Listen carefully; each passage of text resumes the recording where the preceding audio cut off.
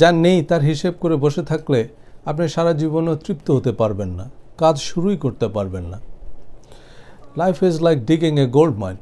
95% of the people focus on the 99% dirt and dust and keep complaining. 5% of the people focus on the 1% gold and keep collecting.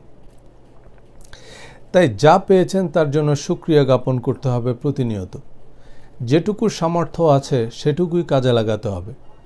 শুকরিয়া জ্ঞাপন করার অভ্যাস না থাকলে পর্বত প্রমাণ যোগ্যতা, সামর্থ্য বা অর্জন অর্থহীন। বঙ্গবন্ধু ৭ই মার্চের ঐতিহাসিক ভাষণে ডাক দিলেন, তোমাদের যা কিছু আছে তাই নিয়ে শত্রুর মোকাবেলা করতে হবে। এখন আপনি যদি বলেন আমাদের তো কামান নাই, বিমান নাই, সেনাবাহিনী নাই, নৌবাহিনী নাই। আগে কামান হোক, বিমান হোক, সেনাবাহিনী, নৌবাহিনী হোক, তারপর আমরা যুদ্ধ শুরু করব। তাহলে যুদ্ধও হতো না, স্বাধীনতাও আসতো না কোনোদিন। স্বাধীনতা এসেছিল সত্যিকার অর্থেই অজেয়কে জয় করার প্রতিজ্ঞা আর যা কিছু আছে তাই নিয়ে লড়াই চালিয়ে যাওয়ার মধ্য দিয়ে। আক্ষরিক অর্থেই আমাদের প্রতিটা ঘর দুর্গ হয়ে ওঠে। কোদাল, কুঠার, শাবল, যার কাছে যা ছিল তাই হয়ে ওঠে মারণাস্ত্র। ছাত্র, শিক্ষক, কৃষক, শ্রমিকদের নিয়ে তৈরি হয় আমাদের সেনাবাহিনী। লঞ্চ, স্টিমার, ডিঙ্গি নৌকা, যেখানে যা ছিল তাই নিয়ে তৈরি হয়ে যায় আমাদের নৌবাহিনী। একইভাবে দুনিয়ার সব সফল মানুষেরা, সুখী মানুষেরা তাদের যা আছে তা দিয়েই সাফল্য এবং সুখ অর্জন করেছে। আলবার্ট আইনস্টাইন 4 বছর বয়স পর্যন্ত কোনো কথাই বলেননি। 16 বছর বয়সে সুইচ ফেডারেল পলিটেকনিক্যাল স্কুলে ভর্তি পরীক্ষায় ফেল করেন। গ্র্যাজুয়েশনের পর বিমা কোম্পানিতে সেলসের চাকরি নেন, যদিও তাতে তিনি ব্যর্থ হন। আইনস্টাইন এতই ভুলো মনের মানুষ ছিলেন যে তাকে নিয়ে অনেক মজার কৌতুক প্রচলিত আছে। একবার আইনস্টাইন ট্রেনে করে কোথাও যাচ্ছিলেন, তো টিকিট মাস্টার এসে যখন টিকিট চাইল, আইনস্টাইন এই পকেট ও পকেট হাতড়ে টিকিট আর খুঁজে পাচ্ছিলেন না। এর মধ্যে টিকিট মাস্টার আইনস্টাইনকে চিনতে পারল এবং ব্যতিব্যস্ত হয়ে বলল, স্যার আমি আপনাকে চিনতে পেরেছি, আপনি আলবার্ট আইনস্টাইন, আপনার টিকিট দেখাতে হবে না। কিন্তু আইনস্টাইন টিকিট খুঁজেই যাচ্ছেন আর বলতেছিলেন যে টিকিট তো আমাকে খুঁজে পেতে হবে। টিকিট মাস্টার অবাক হয়ে বলল, স্যার টিকিট দিয়ে কী করবেন? আইনস্টাইন তখন জবাব দিল, আসলে ওই টিকিটে লেখা ছিল আমি কোন স্টেশনে নামব। সত্যি সফল মানুষেরা কল্পলোকের কোনো অতিমানব নয়। তারা আমাদের মতোই প্রতিবন্ধকতা আর সীমাবদ্ধতায় ভরা অতি সাধারণ মানুষ, কিন্তু তারা তাদের সামর্থ্য আর সম্ভাবনার পরিপূর্ণ ব্যবহার করতে পেরেছিলেন। Bill Gates, Steve Jobs, Mark Zuckerberg, Jeff Bezos, Larry Page, Sergey Brin, এরা কেউই $1 বিলিয়ন দিয়ে শুরু করেননি। ইউনিভার্সিটির ডর্ম রুম বা বাড়ির গ্যারেজ থেকে তাদের যাত্রা শুরু। কিংবদন্তি কৌতুক অভিনেতা চার্লি চ্যাপলিন সীমাহীন দারিদ্র্যের মধ্যে বেড়ে উঠেছেন। কর্নেল স্যান্ডার্স তার কেন্টাকি ফ্রাইড চিকেন বা কেএফসির প্রথম ফ্র্যাঞ্চাইজ বিক্রির আগে 1000 বার রিফিউজড হয়েছিলেন।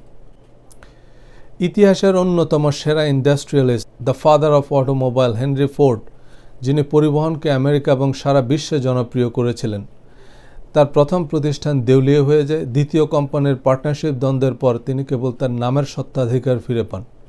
ফোর্ড মোটরসের প্রথম মডেলে ভুলবশত ব্যাকগিয়ার যুক্ত করা হয়নি। কিংবদন্তি কৌতুক অভিনেতা জিম ক্যারি টরন্টোর একটি কমেডি ক্লাবে তার প্রথম পারফরমেন্সের ধুয়োধ্বনি শোনেন। জে.কে. রলিং 7 বছর ধরে তার বিখ্যাত Harry Potter and the Sorcerer's Stone লেখেন, কিন্তু ইউকের 12টি শীর্ষ প্রকাশনা সংস্থার সবকটি তার বই রিজেক্ট করে দেয়। অথচ হ্যারি পটার থেকে রলিং যে রয়্যালটি আয় করেন তা ব্রিটেনের রানীর আয়ের চেয়েও বেশি। কিংবদন্তি টিভি তারকা অপ্রা উইনফ্রে সীমাহীন দারিদ্র্যের মধ্যে বড় হন।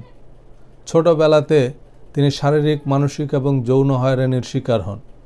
14 বছর বয়সে গর্ভবতী হন। টিভি উপস্থাপিকা হিসেবে তার প্রথম চাকরি থেকে বরখাস্ত হন। হোন্ডার প্রথম ফ্যাক্টরি দ্বিতীয় যুদ্ধের সময় বোমা হামলায় ধ্বংস হয়ে যায়। দ্বিতীয় ফ্যাক্টরি ভূমিকম্পে ধ্বংস হয়। সচিরো হোন্ডা তার স্ত্রীর ওয়েডিং রিং বন্ধক রাখেন, কিন্তু হাল ছাড়েননি। মিকি মাউস, ডোনাল্ড ড্রাকের স্রষ্টা ওয়াল্ট ডিজনি প্রথম কোম্পানি লাফোগ্রাম দেউলিয়া হয়ে যায়। আমাদের দেশেও Zahurul Islam, Akij group, Partex group, Bashundhara group, Hanif Paribahan, Mohammadi group, এরা শূন্য থেকেই শুরু করে। এমন অসংখ্য উদাহরণ দেয়া যাবে যাদের সামনে অগণিত সমস্যা ছিল, হতাশ হওয়ার হাল ছেড়ে দেওয়ার অসংখ্য কারণ ছিল, কিন্তু তারা সেসব সমস্যা সত্ত্বেও তাদের সম্ভাবনার উপরেই মনোনিবেশ করেন। সীমাবদ্ধতা সত্ত্বেও সামর্থ্যের সর্বোচ্চ কাজে লাগান। মহামতি হেলেন কেলার ১৯ মাস বয়সে পাকস্থলীয় মস্তিষ্কের এক দুরারোগ্য ব্যাধিতে আক্রান্ত হন, যাতে তিনি চিরদিনের জন্য অন্ধ ও বধির হয়ে যান। একই সাথে অন্ধ ও বধির কোনো বাচ্চার সাথে কমিউনিকেট করার কোনো উপায় ছিল না, তাই তাকে লেখাপড়া করানোর কোনো মাধ্যম খুঁজে পাওয়া যাচ্ছিল না। কেলারের বাবা মা বহু পথ ঘুরে আলেকজান্ডার গ্রাহাম বেলের কাছে যান, যিনি সে সময় বধির বাচ্চাদের নিয়ে কাজ করতেন। পরবর্তীতে অবশ্য মিস্টার বেল টেলিফোন আবিষ্কারক এবং AT&Tর প্রতিষ্ঠাতা হিসেবেই বেশি খ্যাতি অর্জন করেন।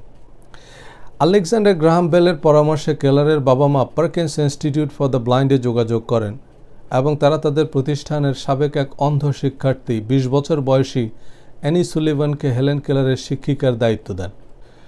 অ্যানি সুলিভান ছিলেন হেলেন কেলারের লাইফ লং ফ্রেন্ড এবং তিনি কত অক্লান্ত পরিশ্রম করেছেন কেলারকে বিভিন্ন বস্তুর নাম শেখাতে।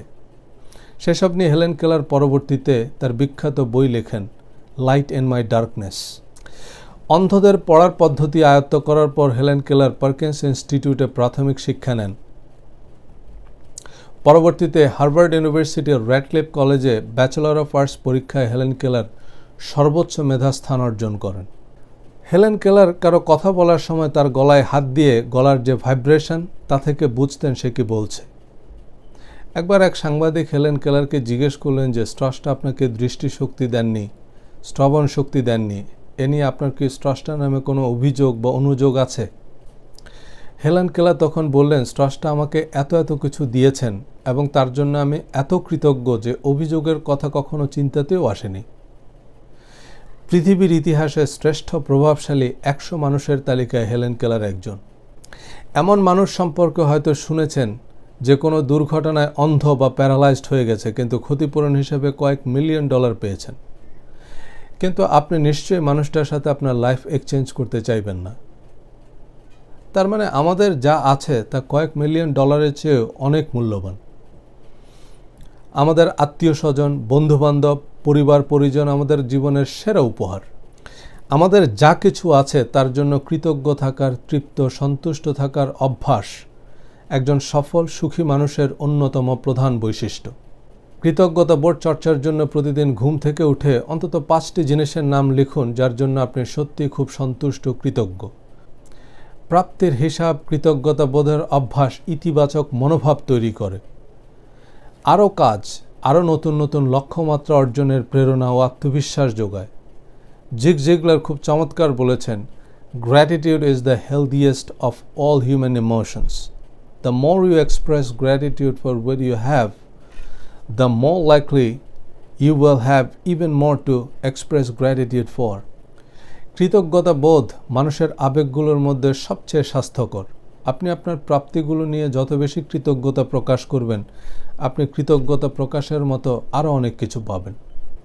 আগামী ভিডিওতে কথা বলবো লার্নিং মোড নিয়ে।